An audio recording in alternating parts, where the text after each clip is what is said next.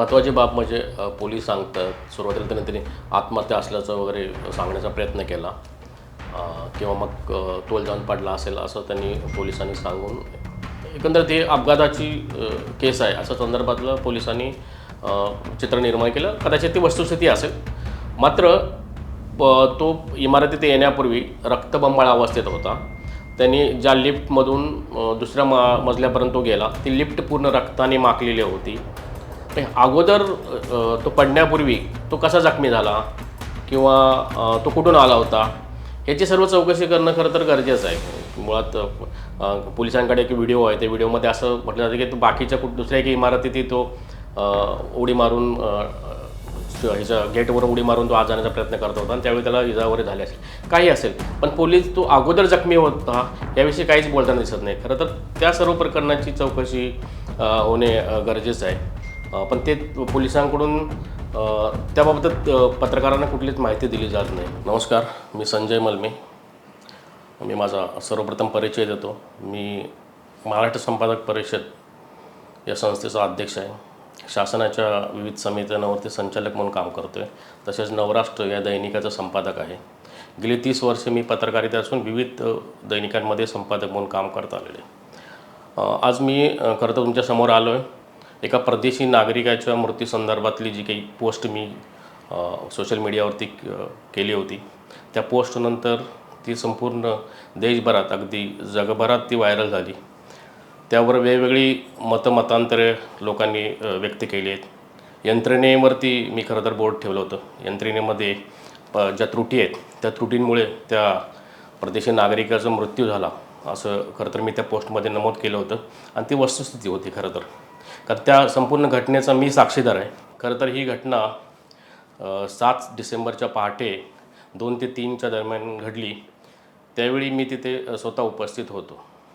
मी आणि माझे कुटुंबीय साधारणतः 2:45 वाजता आम्ही बाहेरून आलो. आम्ही बाहेर गेलो होतो एका कामानिमित्त आणि तिथून आम्ही 2:45 वाजता जेव्हा सोसायटीच्या गेटवरती आलो तर सोसायटीचा वॉचमन पळत आला आणि त्यांनी सांगितले की अशी काहीतरी घटना घडलेली आहे. कोणतरी माणूस जखमी अवस्थेत तिथे पडलेला आहे आणि त्याला कुणीतरी मारलेलं आहे आणि तो असं जबरदस्ती आतमध्ये घुसून आलेला आहे.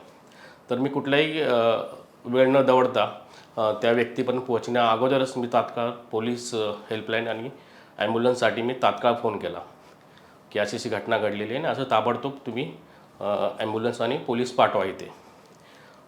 1 मिनिटात मी तिथे पोचलो. त्यानंतर मला लक्षात आलं की हा नागरिक परदेशी आहे कारण त्याच्या एकूण पेहरावरून.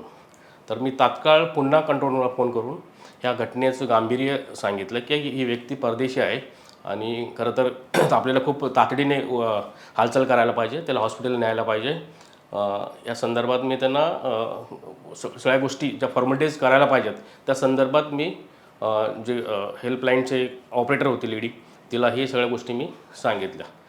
त्यानंतर मी जेव्हा तिथे पोहोचलो तर रहिवाशांनी खूप अगोदरच पोलिसांना आणि ॲम्ब्युलन्सला विशेषतः सर्वात प्रथम त्यांनी ॲम्ब्युलन्सला फोन केला होता. माझ्या माहितीप्रमाणे 2:34 त्यांनी ॲम्ब्युलन्सला फोन केलेला होता. पण त्यानंतर 2:45 म्हणजे 2:50 झाले तोपर्यंत तरी ॲम्ब्युलन्स आलेली नव्हती मी जाईपर्यंत. तर मला समजलं की 2 रहिवासी मोटरसायकलवरती पोलीस स्टेशनला गेले का पोलिसांकडून कुठलाच प्रतिसाद मिळत नव्हता. तर 2 रहिवासींनी जाऊन तेथील पोलिसांना ही घटना सांगण्याचा प्रयत्न केला की अशी घटना घडलेली आहे आणि तो जखमी अवस्थेत एक परदेशी नागरिक तिथे पडलेला आहे तर तुम्ही तातडीने चला. खरं तर पोलिसांनी कुठलेही वेळ न दवडता त्यांच्याबरोबर तातडीने येणे गरजेचं होतं. पोलिसांनी तिथे फॉर्मॅलिटीज करण्याला प्राधान्य दिलं. तर त्या रहिवाशांना ते थांबवून घेतलं.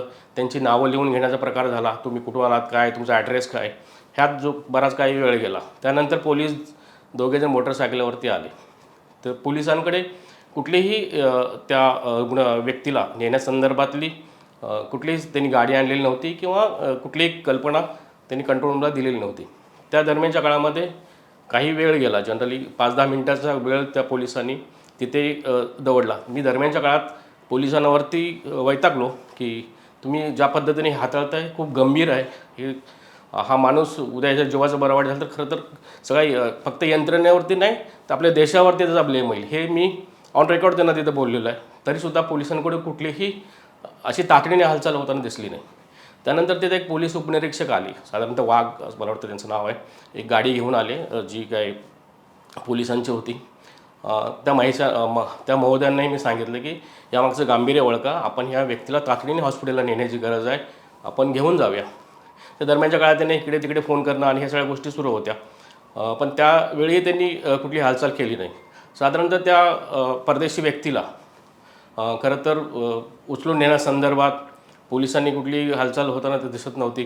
नागरिक मदतीला आले, पण हे पोलीस इन्स्पेक्टर हाताचे घडे घालून, म्हणजे माझ्याकडे जो व्हिडिओ आहे तुमच्या लक्षात येईल की त्या हाताचे घडे घालून बाजूला उभे आहेत. मग त्या घटनेचं गांभीर्य त्यांना कळत नव्हतं. मी चिडलो होतो, वैतागलो होतो की बाबा आपण ह्यांना तातडीने घेऊन जाऊया, आता आपल्याकडे गाडी आलेली आहे. त्यानंतर काही वेळानंतर ॲम्ब्युलन्स तिथे आली. ॲम्ब्युलन्समध्ये आपण त्यांना व्यक्तीला नेण्यासंदर्भात नागरिकांनीच त्यांना पोलिसांना मदत केली. त्यावेळीही तो पोलीस इन्स्पेक्टर, सब इन्स्पेक्टर जो होता वाघ, तो कुठलीही हालचाल करताना दिसत नव्हता. मी त्यांना वारंवार गांभीर्य घटनेचं लक्षात आणून देत होतो. ॲम्ब्युलन्समधील जे कर्मचारी होते तेही अक्षरशः सर्व ही घटना बघत होते, कारण ज्या रुग्णाला तातडीची गरज असताना हॉस्पिटल पोहोचवणं खूप महत्त्वाचं होतं. पण तिथे मदत करताना ते दिसत नव्हते, कारण त्याचं एक रुग्णाला कशा पद्धतीने स्ट्रेचरवर ठेवणं आणि आतमध्ये रुग्णवाहिकेत नेणं या संदर्भात ते प्रशिक्षित असतात. मी त्यांना म्हटलं की तुम्ही हात लावा, मदत करा की कशा पद्धतीने आपल्याला न्यायचं आहे. तर त्यातील एक पाटील नावाचा जो काय कर्मचारी, तो म्हटले माझं काम नाही. म्हणजे हे खूप वेदनादायक होतं. मग ज्या रुग्णवाहिकेवरती त्यांची नेमणूक केलेली आहे की निदान माणुसकीच्या दृष्टिकोनातून तर विचार व्हायला पाहिजे. तो वेदनेने विवळतो आहे तो आपल्या, आणि तो सरळ म्हणला की हे माझं काम नाही, मी या गाडीचा ड्रायव्हर आहे आणि मी तुम्हाला मदत करू शकत नाही. हे ऑन रेकॉर्ड त्यांनी बोलले. पोलीस इन्स्पेक्टर त्याला साक्षीदार आहेत आणि तुम्हाला काय करायचं करा, मी हे करणार नाही, अशा सगळं त्या संदर्भातलं वक्तव्य होतं. त्यानंतर तिथेही मी थोडा माझा संताप व्यक्त केला. नंतर त्यांनी मदत केली, हात लावला, त्याला ॲडमिट करून घेऊन गेले. यानंतर खरं तर आम्ही निश्चिंत झालो की पोलिसांच्या ताब्यात रुग्ण गेला आहे, रुग्णवाहिका आहे काय, आणि तो आता रुग्ण बरा होईल. तुम्ही जर त्या व्हिडिओमध्ये बघितलं तर तो बोलतो आहे जनरली, आणि विशेष म्हणजे तोपर्यंत नेमकं काय झालं हेच माहिती नव्हतं.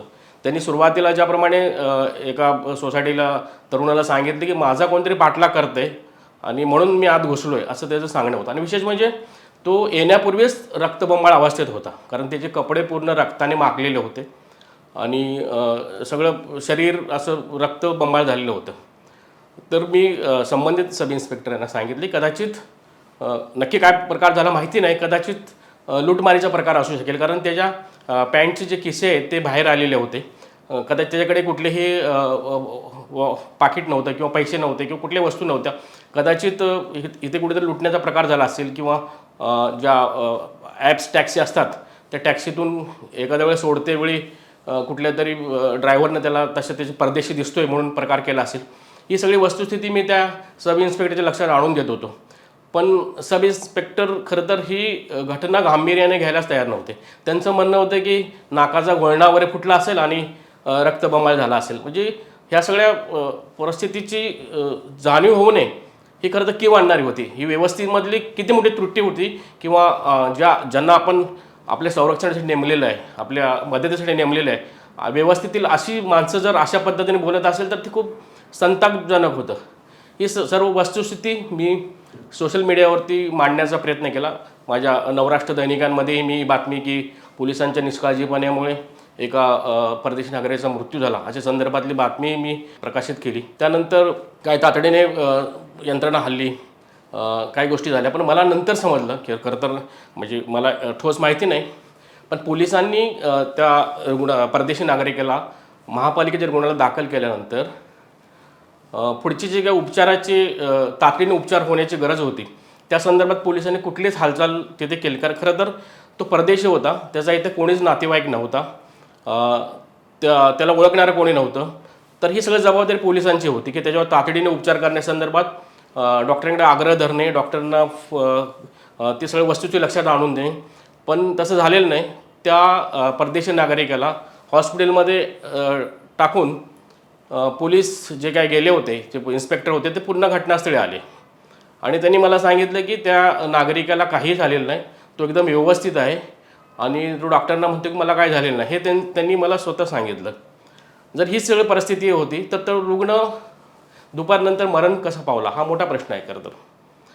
मी यामागची खरं तर वस्तुस्थिती सांगण्यामागचा उद्देश आहे की आपल्याकडे यंत्रणेवरती अब्ज रुपयांचा खर्च केला जातो की कुठल्याही शासनाला वाटत असतं नाही की आमच्या राज्यात राहणाऱ्या नागरिकांना तातडीने सुविधा मिळाव्यात, तातडीने त्यांना मदत मिळावी, यासाठी यंत्रणा उभा केली जाते. जसे की रुग्णवाहिका आहेत, ठिकठिकाणी बाकीचे व्यवस्था आपण दिलेल्या आहेत. पण त्या व्यवस्थेमधले ज्यांचं नियंत्रण असायला पाहिजे त्यांच्याकडे पर्यवेक्षणाचं काम दिलेलं आहे. ही सर्व मंडळी किती बेजबाबदारीने वागते हे खरं तर हे लोकांकडून सांगायचं आहे. एकतर तो नागरिक ज्या पद्धतीने बोलत होता त्याला ती जी भाषा होती ती पोलिसांना कळत नव्हती. तर तिथल्या त्या मुलीने त्या संदर्भात ते संवाद साधून त्याला विचारण्याचा प्रयत्न केला. तेव्हा तो स्वीडनचा असल्याचं सांगितलं, स्टॉकहोमचा मी आहे असं सांगितलं. तर ही सर्व घटना असताना संबंधित पोलीस सब इन्स्पेक्टरनी हा नागरिक परदेशी असल्यामुळे आपल्या वरिष्ठांना कळवण्याची खरं तर गरज होती. पण त्यांनी वरिष्ठांना कुठलीही माहिती दिलेली दिसत नाही. एकतर एखादा IPS दर्जाचा अधिकारी किंवा उपायुक्त किंवा सहाय्यक आयुक्त दर्जाच्या अधिकाऱ्याला तात्काळ तिथं येणं गरजेचं होतं. त्याची जबानी घेणं गरजेचं होतं. कुठून आला आहे, काय आला आहे, त्याची इतर तो कुठे राहिला हे सगळं माहिती घेणं गरजेचं होतं. पण ते कुठलंच जी काही औपचारिकता तिथं पूर्ण झालेली दिसत नाही. पोलीस एकदम निष्काळजीपणे त्या व्यक्तीविषयी वागले हेच यातून खरं तर नमूद होत आहे. या संदर्भात दुसऱ्या दिवशी सहाय्यक पोलीस आयुक्त बुधवंत यांचा मला फोन आला की त्यांनी वस्तुस्थिती जाणून घेतली माझ्याकडून की काय झाले नेमकं. तर त्यांना मी काय फुटेजेस आणि झालेली घटना सांगितली आणि घटनेचं गांभीर्य मी त्याचवेळी पोलीस यंत्रणेनं सांगितलं होतं की ही व्यक्ती परदेशी आहे. उद्या काय झालं तर हा संपूर्ण जो ब्लेम आहे तो आपल्या देशावर येईल, आपल्या यंत्रणेवर येईल. आपण तातडीने हालचाल करायला पाहिजे. पण ती तशी झालेली दिसत नव्हती. मुळातच पोलिसांना याबाबत प्रशिक्षित करण्याची गरज आहे. ती खरं तर यातून अधोरेखित होते की ते याविषयी पूर्णपणे अनभिज्ञ होते की अशा केसेस कशा हाताळायच्या. यानंतर पोलिसांनी जेव्हा ही घटना बाहेर आली तर पोलिसांनी जे पोलीस वरिष्ठ पोलीस निरीक्षक देवदास कोठाळे काहीतरी नाव आहे त्यांचा नंबर होता माझ्याकडे. आणि मग जेव्हा पोलीस यंत्रणा मला प्रतिसाद देत नव्हती किंवा तातडीने येत नव्हते तर मी 2:58 जे सिनियर पोलीस इन्स्पेक्टर आहेत त्यांना मी फोन केला. त्यांच्याकडे कुठलाही प्रतिसाद मिळाला नाही. तर तो व्हॉईस मोडवरती फोन निघून गेला. त्यानंतर पुन्हा मी 1 मिनिटांनी परत फोन केला, त्यावेळी रिस्पॉन्स मिळाला नाही. खरं तर ह्यामागचं गांभीर्य आणि ही घटना तातडीने त्या उपचार मिळावा हा त्यामागचा उद्देश होता. त्यानंतर विशेष म्हणजे त्यानंतर जवळपास 6 तासानंतर मला दुपारी 12 वाजता वरिष्ठ पोलीस निरीक्षक जे आहेत देवदास त्यांचा फोन आला की साहेब फोन केला होता, काय काम होतं. त्याच्यानंतर त्यांना सांगितलं ह्यासाठी मी फोन करत होतो. हे सगळं झाले. त्यानंतर ही घटना विविध दैनिकाच्या पत्रकारांना सांगितली की विशेषतः English media press trust of India म्हणजे PTI जी वृत्तसंस्था आहे त्या वृत्तसंस्थेला पण माहिती दिली की अशी घटना घडलेली आणि नक्की हा माणूस कोण आहे. तर इंग्रजी माध्यमातून जेव्हा ती बातमी जाईल तर त्याविषयी आपल्याला तपशील मिळू शकेल. जेव्हा तिथल्या PTIच्या वार्ताहराने वरिष्ठ पोलीस निरीक्षकांना फोन केला तेव्हा त्यांनी सांगितलं की असं स्वीडनचा. तर त्यांनी प्रतिप्रश्न केला की स्वीडनचा नागरिक आहे का, तुम्हाला कशावरून कळालं, आम्हाला नाही कळालं अजून. म्हणजे किती गाफीलपणा आहे पहा तुम्ही की जी घटना घडली दुपारी पहाटे 3 वाजता किंवा 2 वाजता दुसऱ्या दिवशी दुपारपर्यंतही पोलिसांना तो कुठल्या देशाचा नागरिक आहे हे कळू नये, माहिती नसावं. तिथल्या नागरिकाने की मुलगी त्याच्याशी बोलताना ते लक्षात येईल तो सांगतोय की मी स्वीडनचा आहे. पण पोलीस यंत्रणाने कुठलीही तसदी घेतली नाही की तो कुठल्या त्याच्याकडून जाणून घेण्याची कुठल्या देशातून आला आहे किंवा कुठे राहिला आहे किंवा काय. ह्या सगळ्या गोष्टी जेव्हा बातमी वृत्तपत्रात आल्यानंतर किंवा सोशल मीडियावर पोस्ट व्हायरल झाल्यानंतर पोलीस यंत्रणा तातडीने हरली. मग तो एका लग्नाच्या निमित्ताने नवी मुंबईत आला होता आणि लग्नामध्ये थोडंफार त्यांनी मद्य प्राशन केलेलं होतं असं काहीतरी घटना आहे. पोलिसांनी सुरुवातीला तर अंग झटकून दिलं की त्यांनी आत्महत्या केली. या संदर्भातल्या वार्ताहरांना काही माहिती दिली. मुळातच घटना काय आहे, घटनेच्या मुळाशी जाण्यापूर्वीच पोलिसांनी ज्या पद्धतीने पोलीस एक अपघाती मृत्यू म्हणून ती सर्व फाईल बंद करण्याचा प्रयत्न करत होता. तर हा निष्काळजीपणा लोकांसमोर आणणे, व्यवस्थेमधल्या त्रुटी लोकांसमोर आणणे हा त्या पोस्ट मागील उद्देश होता. आणि विशेष म्हणजे तुमच्या लक्षात येईल की या सर्व घटनाक्रमामध्ये पोलीस यंत्रणा जी ग्राउंड लेवलची यंत्रणा आहे म्हणजे अधिकाऱ्यांनी खरं तर ह्या सर्व लोकांना जाब विचारणं गरजेचं होतं की तुम्ही वरिष्ठांना का कळवलं नाही. आता कितपत त्याबद्दल चौकशी झाली किंवा हे काहीच मला त्याबद्दल माहिती नाही. पण दुसरा प्रश्न एक होते की जर त्या रुग्णाला 3 वाजता ॲम्ब्युलन्समधून 3 सव्वा 3च्या दरम्यान ॲम्ब्युलन्समधून येण्यात आलं.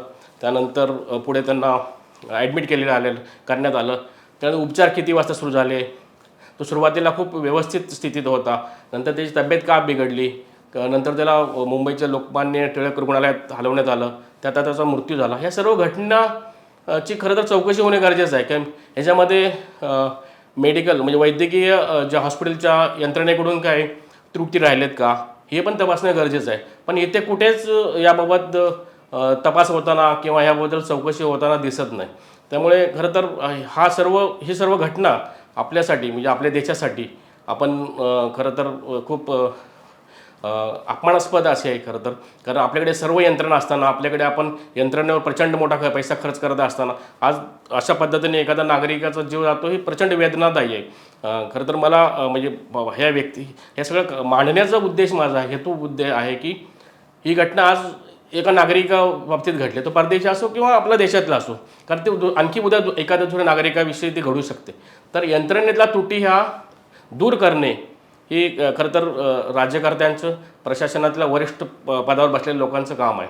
आणि ह्यातून माझं तेच म्हणजे यंत्रणेतल्या लोकांना सांगणं की ह्या घटना पुन्हा होऊ नयेत या दृष्टिकोनातून आपल्याला काही ना काहीतरी यंत्रणेवरती आपल्याला जबाबदारी निश्चित केली पाहिजे. ज्याप्रमाणे म्हणजे पोलीस निष्काळजी राहिले किंवा डॉक्टरांनी तातडीने उपचार केले नाहीत, ही सगळ्या घटना लोकांपर्यंत मांडण्यापर्यंत मी सीमित राहणार नाही. तर मी आता पुढे कायदेशीर दृष्टिकोनातून मी पुढे त्याचा करतो आहे. कारण हा सर्व आपला पैसा आहे, तुमचा आमचा पैसा, आपण करातून पैसा लोकांवरती खर्च करतो आहे. आणि ही यंत्रणा जर ती कुचकामी ठरत असेल तर आपल्याला कायदेशीर लढायला लागेल. मी राष्ट्रीय मानवाधिकार असेल, राज्य मानवाधिकार आयोग असेल किंवा न्यायालयीन असेल किंवा केंद्र सरकारच्या विविध खात्याकडे याबाबत मी पाठपुरावा करून या प्रकरणाचा तडा लावण्याचा माझा प्रयत्न असतो.